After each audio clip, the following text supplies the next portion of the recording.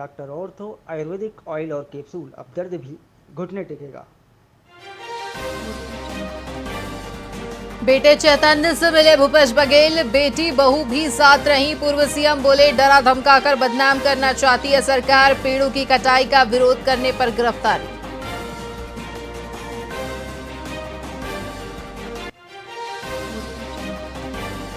शशि थरूर का बयान, कहा पहली वफादारी देश के लिए, पार्टी के लिए नहीं, दूसरे दलों के साथ मिलकर काम करना चाहिए, इसे गद्दारी समझ लिया जाता है।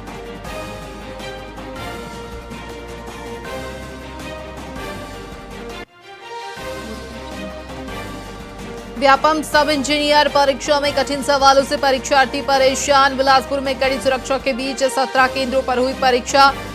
डार्क कलर कपड़ों में आई छात्रा को भेजा वापस।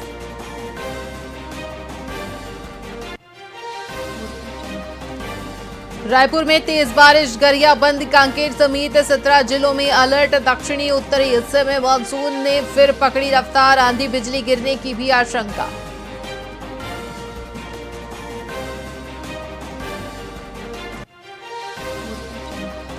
छत्तीसगढ़ के 17 मेन रिजर्वायर 50% से अधिक भरे। दुर्ग बिलासपुर के खारंग और खपरी डैम में 100% पानी भरा, 9 डैम 70% तक खाली।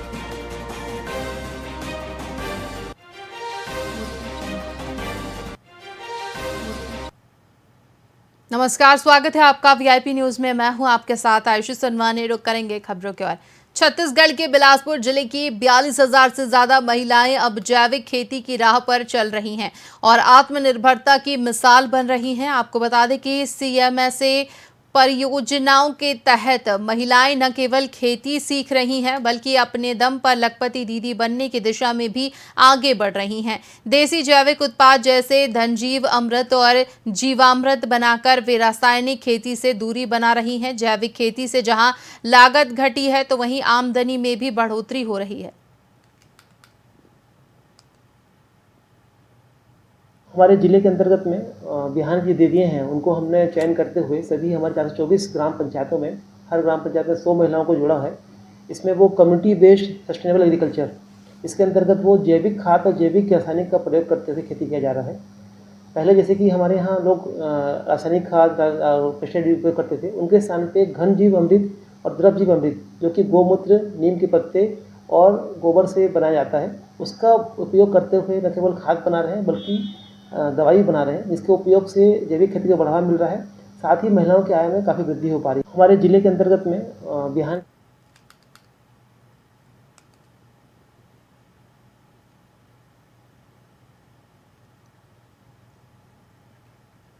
छत्तीसगढ़ के बिलासपुर में सराफा व्यापारियों ने एक राज्य स्तरीय प्रेस कॉन्फ्रेंस कर सोने को लेकर फैली भ्रांतियों पर स्पष्टीकरण दिया है। सराफा संघ ने साफ कहा है कि स्वर्ण ना तो कभी सस्ता होता है और ना ही बिना ब्रांड का। सोने के असली पहचान उसका कैरेट होता है जो उसकी शुद्धता दर्शाता है। साथ ही ग्राहकों से अपील की गई है कि खरीद फरोख्त के समय गुणवत्ता, हॉलमार्क और सही जानकारी जरूर चेक करें।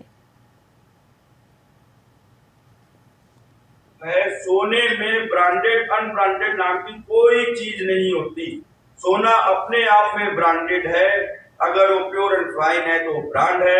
23 का बोल के बेच रहे हैं तो 23 कैरेट का ब्रांड है। 22 कैरेट का बोल के बेच रहे हैं तो 22 कैरेट का ब्रांड है। सोने में ब्रांडेड अनब्रांडेड नाम की कोई चीज नहीं होती। सोना अपने आप में ब्रांडेड है। अगर वो प्योर एंड फाइन है तो ब्रांड है। 23 का बोल के बेच रहे हैं तो 23 कैरेट का ब्रांड है। 22 कैरेट का बोल के बेच रहे हैं तो 22 कैरेट का ब्रांड है। सोने में दुर्ग में नीलू स्व सहायता समूह ने सावन उत्सव कार्यक्रम का आयोजन किया। इस दौरान महिलाओं ने सांस्कृतिक छटा बिखेरी। आपको बता दें कि पिछले 15 सालों से यह समूह गरीबी उन्मूलन के साथ समाज सेवा में अग्रसर दिखाई दिया है। सावन महोत्सव के इस कार्यक्रम में पार्षद हर्षिका संभव जैन भी शामिल हुई। इस दौरान कई प्रतियोगिताएं का भी आयोजन किया गया, जिसमें मेहंदी प्रतियोगिता के साथ साथ महिलाएं किस प्रकार अपने अधिकारों का प्रयोग कर आगे बढ़ सकती हैं, इसके बारे में भी जानकारी दी गई। दीदी से 10 साल से जुड़े हुए हैं पिछले, और ये जो कार्यक्रम है स्पेशली सावन महोत्सव, ये महिलाओं के मानसिक स्वास्थ्य और उनके सेल्फ कॉन्फिडेंस के वृद्धि के लिए है, जिससे कि वो अपना अंदर का प्रतिभा को लोगों के सामने एक्सप्रेस कर सके, नाच के, भजन गा के, और एक तैयार होने में जो सेल्फ सेटिस्फेक्शन होता है वो इनके माध्यम से जो प्लेटफॉर्म उपलब्ध कराया जाता है उससे हम लोग आसानी से कर पाते हैं। और ये महिलाओं के लिए एक बहुत ही अच्छा प्लेटफॉर्म है जो वो अपना सेल्फ एक्सप्रेशन कर पाती हैं यहाँ पे, और अपने ही जैसे लोगों के साथ जुड़ के एक ग्रुप के रूप में अपने आप को आत्मविश्वास से परिपूर्ण पाती हैं। ये सावन उत्सव हर साल रखा जाता है, तीज मिलन भी किया जाता है। क्योंकि तीज आने वाला है तो हम उसमें भी बढ़ चढ़ के महिलाएं भाग लेती हैं। नीलू सरिता समूह है, ये बहुत टाइम से चल रहा है और ये सिर्फ महिलाओं के लिए, बुजुर्ग के लिए, बच्चों के लिए सहायता करती हैं। और यहाँ सबसे ज़्यादा जो चीज़ है वो गरीबों की मदद करती है। आजकल कोई भी गरीबों को देख के मुंह फेर लेते हैं, लेकिन नहीं, यहाँ पे हमारे समूह में ये है कि गरीबों को सबसे पहले ऊपर रखा जाता है, अमीरों को नहीं। हम गरीबों को सहायता करते हैं। वृद्धाश्रम में हर महीने जो भी ज़रूरत पड़ता है वो वृद्धाश्रम में बुजुर्गों को जिनके माँ बाप छोड़ दिए हैं उनको सहायता करती है। सबसे बढ़िया उनको क्या ज़रूरत है, बच्चों को क्या ज़रूरत है। दीदी से 10 साल से जुड़े हुए हैं पिछले, और ये कुछ दिन पहले पुलिस प्रशासन ने सभी ई रिक्शा और ऑटो चालकों पर दस्तावेज जांच और कार्रवाई की। अब सभी वाहनों में यूनिक नंबर लगना अनिवार्य कर दिया गया है, जिसमें पुलिस कंट्रोल रूम का नंबर, वाहन मालिक का नाम और मोबाइल नंबर लिखा होता है। इस कदम का उद्देश्य है कि अगर कोई चालक राहगीर के साथ बदतमीजी या अपशब्द करता है तो उसकी पहचान आसानी से की जा सके और कार्रवाई हो सके। साथ ही अगर कोई यात्री अपना सामान भूल जाए तो यूनिक नंबर से वाहन का पता चल सकेगा। वहीं पुलिस प्रशासन ने इस व्यवस्था को कड़ाई से लागू किया है और बिना नंबर वाले चालकों के खिलाफ सख्त कार्रवाई की जाएगी। नंबर जो है लगातार ई रिक्शा और ऑटो रिक्शा पे यूनिक नंबर यातायात पुलिस राजनांदगांव के द्वारा दिया जा रहा है। जैसे किसी गाड़ी का नंबर 19 है तो लोगों को याद रखने में आसानी होती है। 19 नंबर की गाड़ी का पूरा डिटेल यातायात पुलिस के पास रहता है, तो कल को जरूरत पड़ने पर उसका उपयोग किया जा सकता है। इसके अलावा सभी ऑटो चालकों को समझाई भी दी गई है कि आपकी गाड़ी के अंदर में जहाँ पैसेंजर सीट होती है वहाँ पे पुलिस कंट्रोल रूम का नंबर रखें। साथ में गाड़ी मालिक का नंबर जो है बाहर की तरफ रखें ताकि जरूरत पड़ने पर उसका उपयोग पैसेंजर कर सकते हैं, अन्य कोई व्यक्ति जरूरत पड़ने पर जरूरत पड़े पर उसका उपयोग। नंबर जो है लगातार ई रिक्शा और ऑटो रिक्शा पे सावन के इस पावन महीने में दंतेवाड़ा का हृदय स्थल सुरभि कॉलोनी भक्ति और उत्साह के रंग में सराबोर हो उठा है। यहाँ एक भव्य कावड़ यात्रा निकाली गई जिसमें पूरे माहौल को शिवमय कर दिया। ये यात्रा रामलिंगेश्वर महादेव मंदिर से शुरू हुई। सुरभि कॉलोनी के श्रद्धालु मुख्य मार्ग से होते हुए मां दंतेश्वरी मंदिर के संगम स्थल शंकनी डंकनी पहुंचे। यहाँ सभी भक्तों ने कावड़ में जल भरा और फिर वापस रामलिंगेश्वर महादेव मंदिर सुरभि कॉलोनी लौटे। वापस लौटने के बाद कावड़ यात्रा के श्रद्धालुओं ने भगवान रामलिंगेश्वर महादेव मंदिर में जलाभिषेक किया। इसके बाद पूजा अर्चना और आरती हुई और भगवान भोलेनाथ के जयकारों से पूरी सुरभि कॉलोनी गूंज उठी। अंत में प्रसाद स्वरूप विशाल भंडारे का आयोजन किया गया।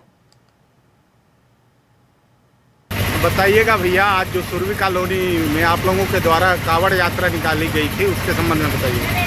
श्री रामलिंगेश्वर महादेव मंदिर, जैसे कि आप यहाँ देख रहे हैं, यहाँ 2 वर्ष पूर्व महादेव जी की स्थापना हुआ था। अब पिछले वर्ष से सावन माह में प्रतिवर्ष कावड़ यात्रा किया जाता है, क्योंकि यहाँ सावन मास प्रारंभ है और कावड़ यात्रा आज दिन रविवार को 20 तारीख को रखा गया था। हम पिछले वर्ष देखे थे, जो उत्साह था उससे बढ़ चढ़ कर इस बार उत्साह रहा है। यहाँ महादेव की कृपा है, रामलिंगेश्वर महाराज की कृपा है, जो कावड़ यात्रा उनके अपने आप सौम्य सपूत और उनके मार्गदर्शन में हुआ है। हम सौभाग्यशाली हैं कि जो कावड़ यात्रा करने में लोग तरसते हैं, दूर दूर मीलों चलते हैं, तब जाके कहीं जाके कावड़ यात्रा सफल होती है। आज ऐसे ही माई जी के संगम शंकनी डंकनी पावन धरा से जल लाया गया और यहाँ भगवान शिव महादेव जी को अर्पित किया गया। सभी बहुत उत्साहित हैं और सभी बहुत ही इस हर्ष विषय में शामिल भी है। और मैं अपील भी करता हूं कि ऐसे ही हमेशा लोगों का सहयोग बना रहे और कॉलोनी का पूरे नगर इसे गौरवान्वित हुए हैं। बताइएगा भैया आज जो सावन के पावन महीने में भक्ति का अद्भुत रंग देखने को मिला। अग्रवाल समाज ने एक भव्य कावड़ यात्रा निकाली जिसने पूरे माहौल को शिवमय कर दिया। सुबह अग्रवाल समाज के सदस्यों ने शिवनाथ नदी से पवित्र जल एकत्रित किया। इस जल को लेकर सैकड़ों की संख्या में महिला पुरुषों ने अग्रवाल भवन तक कावड़ यात्रा निकाली, जहां पहुंचकर भगवान शिव का रुद्राभिषेक और हवन पूजन किया गया। अग्रवाल समाज के अध्यक्ष और यूथ अध्यक्ष ने इस पूरे कार्यक्रम के बारे में विस्तृत जानकारी दी। उन्होंने कहा कि सिर्फ कावड़ यात्रा ही नहीं, इस अवसर पर अग्रवाल महिला समाज के अध्यक्ष और सचिव ने तीज मिलन कार्यक्रम के बारे में भी बताया।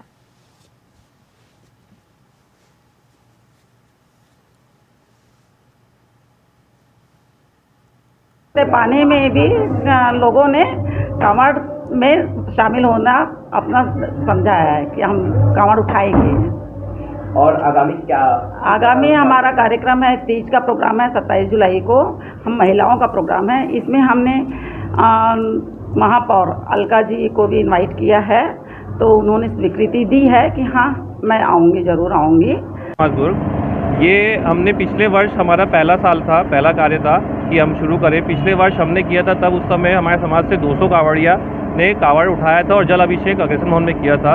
इस साल हमारा था कि कुछ हम नया करें, इसलिए हमने इस साल झांकी के रूप में रामेश्वरम दर्शन, जिसमें राम भगवान जी जब शिवलिंग बनाए थे रामेश्वरम में, उनका एक झांकी का रूप रखा है। साथ में ही इस साल हमारे पास 400 कावड़िया हैं जिन्होंने कावड़ जल उठाए। शिवनाथ नदी से लेके अग्रसेन भवन में स्वागत होते हुए पीछे गौ माता मंदिर में जलाभिषेक के साथ होगा। बनवाया है जिसमें हर एक शिवलिंग पर, हर एक ज्योतिर्लिंग पर 2 जोड़े यजमान बैठेंगे और पूरा समाज उसमें मतलब जल चढ़ा सकता है। इसकी तैयारी कितने दिनों से करते आ रहे हो? तो शायद बहुत हाँ, कम से कम 15 दिन से चल रही है, लेकिन एक हफ्ते से बहुत जोर युद्ध स्तर पर चल रही है। और सारे जितने भी हमारे पीडी ग्रुप्स के जितने भी मेंबर्स हैं यहाँ बैठे हैं हमारी, वो सब बहुत मेहनत किए हैं। पाने में भी लोगों बिलासपुर में कांग्रेस कार्यकर्ताओं ने चैतन्य बघेल की गिरफ्तारी के विरोध में नेहरू चौक पर जोरदार प्रदर्शन किया। आपको बता दें कि आईडी और केंद्र सरकार के खिलाफ नारेबाजी करते हुए प्रतीकात्मक पुतला भी जलाया गया। पुलिस के हस्तक्षेप पर युवा कार्यकर्ता जलता हुआ पुतला लेकर भाग निकले। वो वहीं कांग्रेस नेताओं ने केंद्र पर विपक्षी नेताओं को एजेंसियों के जरिए परेशान करने का आरोप लगाया।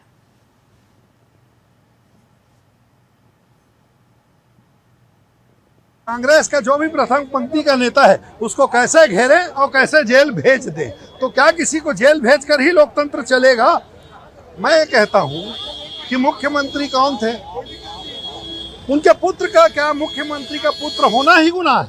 अडानी का जो हसदेव जो में जंगल काटे जा रहे हैं, रायगढ़ में तमनार में जंगल काटे जा रहे हैं, और बस्तर में जिस तरह से हमें हमारे खनिज संपदा को लूटने के लिए ये अपना कार्य योजना बना रहे हैं, उन सब चीजों का विरोध पूर्व मुख्यमंत्री भूपेश बघेल जी के नेतृत्व में लगातार कांग्रेस पार्टी करते आ रही है। कल ईडी का छापा मारे और उनके पुत्र को गिरफ्तार करके ले गए।